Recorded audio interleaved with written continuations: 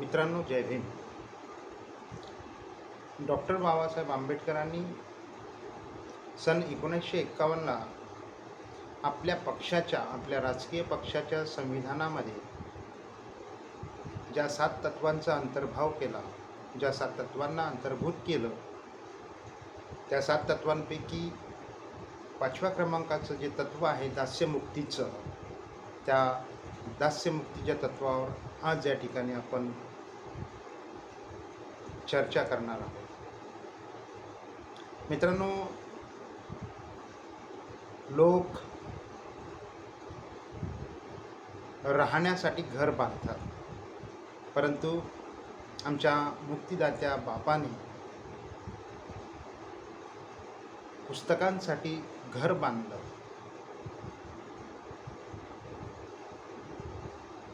त्या पुस्तकप्रेमी व्यक्तीने, त्या महामानवाने, त्या प्रज्ञासूर्याने 25 डिसेंबर 1927 साली मनुस्मृती नावाचं एक पुस्तक आपल्या ब्राह्मण मित्रांकरवी त्याचं दहन केलं. एक पुस्तकप्रेमी व्यक्ती एखाद्या पुस्तकाचं दहन कसं करू शकतो? परंतु डॉक्टर बाबासाहेब आंबेडकरांनी 25 डिसेंबर 1927ला मनुस्मृती या ग्रंथाचं दहन केलं.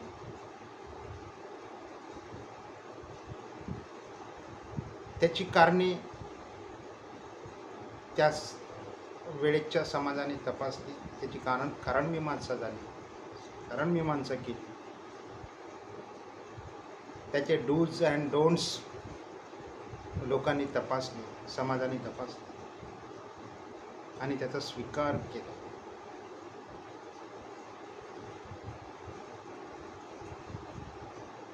परंतु या देशामध्ये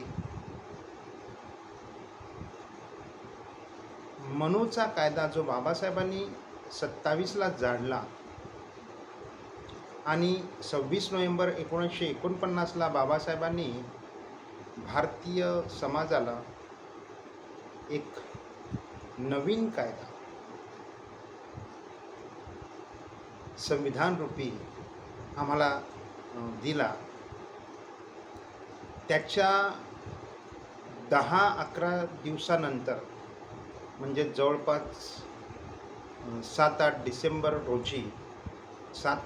डिसेंबर 1949 रोजी राष्ट्रीय स्वयंसेवक संघाच्या मुखपत्रात, म्हणजे राष्ट्रीय स्वयंसेवक संघाचं जे मुखपत्र ऑर्गनायझर, त्यामध्ये एक आर्टिकल छापून आलं. मित्रांनो,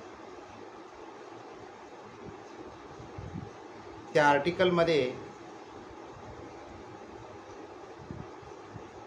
ते म्हणतात की the constitution was heavily influenced by Western ideologies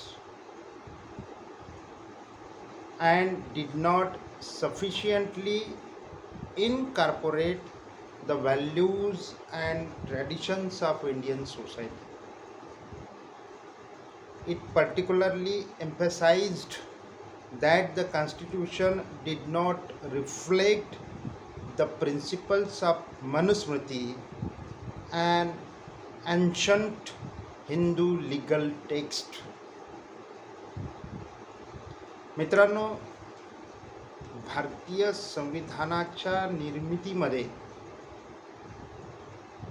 या देशातील विषमतावादी विचार जोपासणाऱ्या व्यक्तींचा सहभाग न होता ही विषमतावादी विचारसरणीचे लोक या संविधानाला अनकैन प्रकारे नष्ट करू पाहत आहे. आणि 1925 पासून 1923-24-25 पासून तर आजपर्यंतचा जो प्रवास आहे त्या लोकांचा, तो प्रवास त्या प्रवासाचं जर आम्ही नीट आकलन केलं, नीट इंटरप्रिटेशन केलं, तर आमच्या हे सहज लक्षात येते की त्या लोकांना या देशातील बाबासाहेबांनी, नेहरूंनी, गांधींनी, सरदार पटेलांनी निर्मिलेलं जे संविधान आहे, त्या संविधानाला त्यांना नष्ट करायचं आहे. मित्रांनो,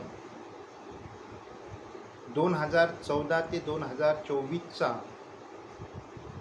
जे RSS प्रणित जे सरकार या देशामध्ये कार्यरत आहे, त्या सरकारची जी प्रणाली आम्ही जर बघितली, तर त्यांनी जे जे निर्णय देशातील संसदेमध्ये घेतले, ते निर्णय समता, स्वातंत्र्य आणि बंधुभाव ह्याच्या कसोटीवर तपासून बघितले असतात. ते या कसोटींवर खरे उतरतात की नाही, याची जेव्हा आम्ही शहानिशा करतो, तपासणी करतो, त्याचं ॲनालिसिस करतो, तेव्हा आमच्या हे लक्षात येते की हे या तत्वांच्या कसोटीवर ते खरे उतरतात. मित्रांनो, 2024ची आताच निवडणूक झाली. त्या 2024च्या निवडणुकीमध्ये विषमतावादी विचारसरणीच्या लोकांनी भरघोस प्रयत्न केला. त्यांनी एक नारा दिला की अब की बार 400 पार. हिंदू राष्ट्राच्या निर्मितीसाठी, या संविधानाला नष्ट करण्यासाठी, संविधानाच्या जागी मनुस्मृती आणण्यासाठी त्यांना 2/3 बहुमत संसदेत हवं होतं. म्हणून त्यांच्या लोकांनी सन 2023ला मिंट नावाच्या एका पत्रिकेमध्ये श्री नरेंद्र मोदी यांचे जे आर्थिक सल्लागार विवेक देबरॉय ह्यांनी भारतीय संविधानाच्या अनुषंगाने एक लेख लिहिलेला आहे. आणि ते त्या लेखात असं स्पष्टपणे म्हणतात की हे जे संविधान आहे, या संविधानाला आज 70 वर्ष झाली. म्हणून हे संविधान आता कुचकामी ठरलेलं आहे. याच्यात अनेक दुरुस्त्या झालेल्या आहेत. म्हणून हे संविधान आम्ही आता बदलवलं पाहिजे, असं जाहीरपणे या ठिकाणी विषमतावादी विचारसरणी अंगीकारलेल्या लोकांनी असा जाहीर प्रचार या देशाच्या निवडणुकीमध्ये किंवा 2024च्या निवडणुकीमध्ये किंवा त्यापूर्वीसुद्धा या लोकांनी ते प्रचार केलेला आपल्याला पाहायला दिसतो. मित्रांनो, काल दिल्ली विद्यापीठाच्या लॉ फॅकल्टीमध्ये एक प्रस्ताव आणला गेला.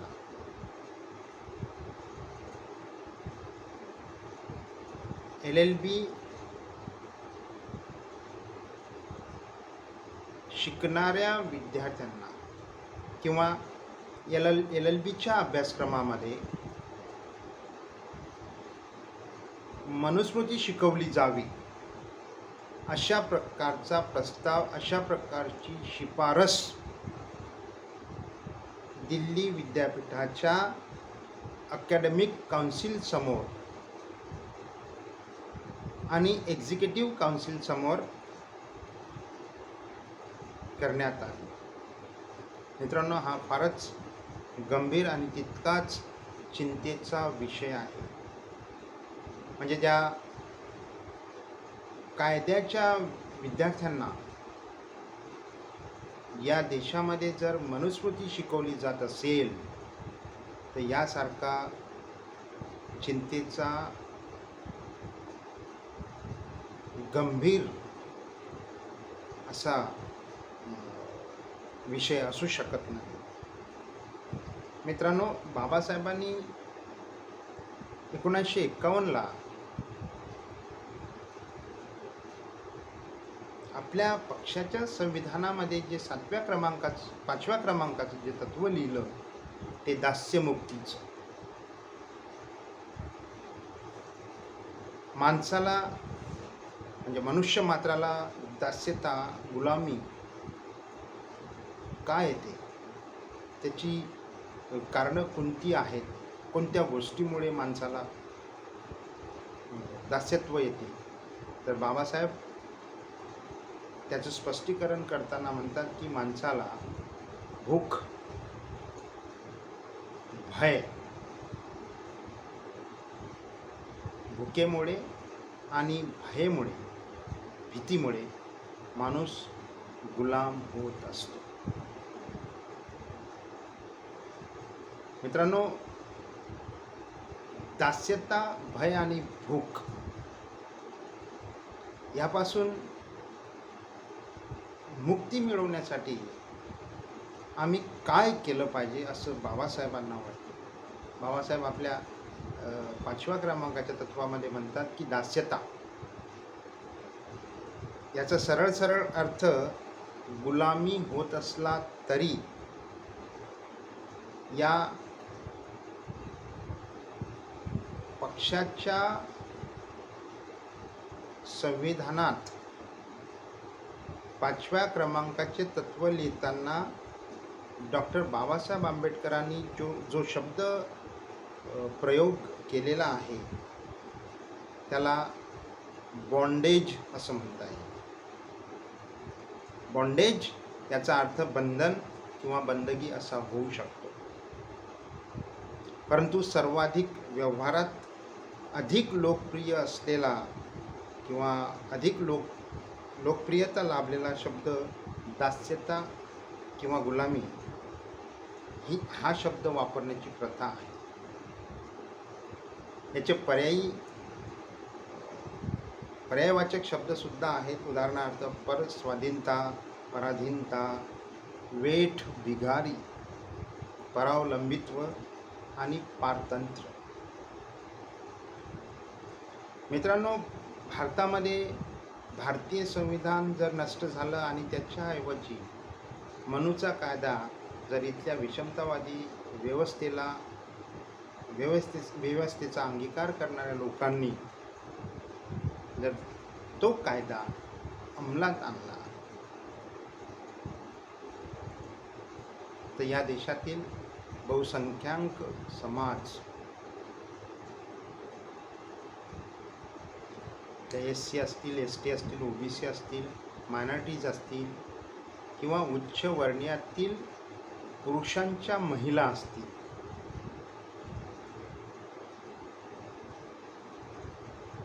त्यासुद्धा या कायद्याने प्रभावी होणार आहेत.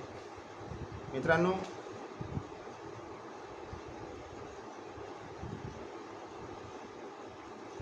मनुस्मृतीच्या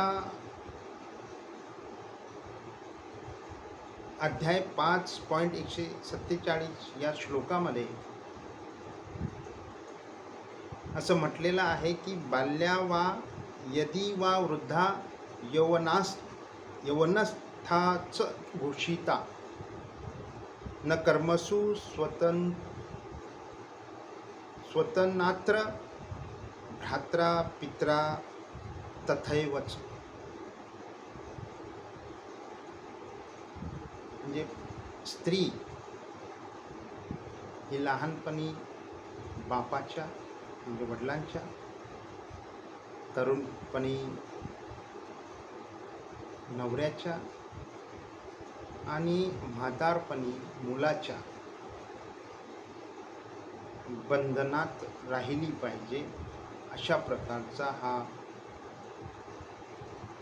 मनुस्मृतीमध्ये मनूने घालून दिलेला नियम. या गंभीर विषयाकडे या देशातील संविधानवादी, लोकशाहीवादी तसेच मानवतावादी लोकांनी इनिशिएटिव्ह घेऊन सदर विषयावर हरकत घेतली पाहिजे. त्याचप्रमाणे ज्या मेंबर ऑफ पार्लिमेंटला आम्ही संसदेमध्ये आमचं प्रतिनिधित्व करण्यासाठी पाठवलेलं आहे, भलेही त्या भारतीय जनता पार्टीच्या, काँग्रेसच्या, राष्ट्रवादी काँग्रेस पार्टी शरद पवार गटाच्या, सेना उद्धव साहेबांच्या गटाच्या, जनता दल युनायटेडच्या, समाजवादी पार्टीच्या आणि इतर कुठल्याही राजकीय पक्षाच्या ज्या महिला प्रतिनिधी ज्यांना आम्ही निवडून संसदेत पाठवलेल्या आहे, महाराष्ट्रातील मेंबर ऑफ पार्लिमेंट ज्यांना आम्ही निवडून पाठवलेल्या आहेत त्या महिलांना, त्या मेंबर ऑफ पार्लिमेंटला आम्ही असं आवाहन करू इच्छितो. त्यात श्रीमती रक्षा खडसे, स्मिता वाघ, वर्षा गायकवाड, प्रणिती शिंदे, शोभा बच्छाव, प्रतिभा धनोरकर, सुप्रिया सुळे या महिला पार्लिमेंट ऑफ मेंबरनी या विषयाकडे गांभीर्याने लक्ष पुरवण्याची गरज आहे. मित्रांनो, जाता जाता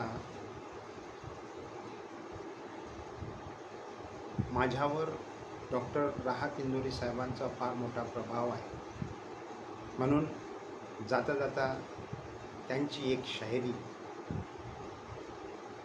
कि साथ चलना है तो तलवार उठा, साथ चलना है तो तलवार उठा मेरी तरह. दोस्तों, साथ चलना है तो तलवार उठा मेरी तरह.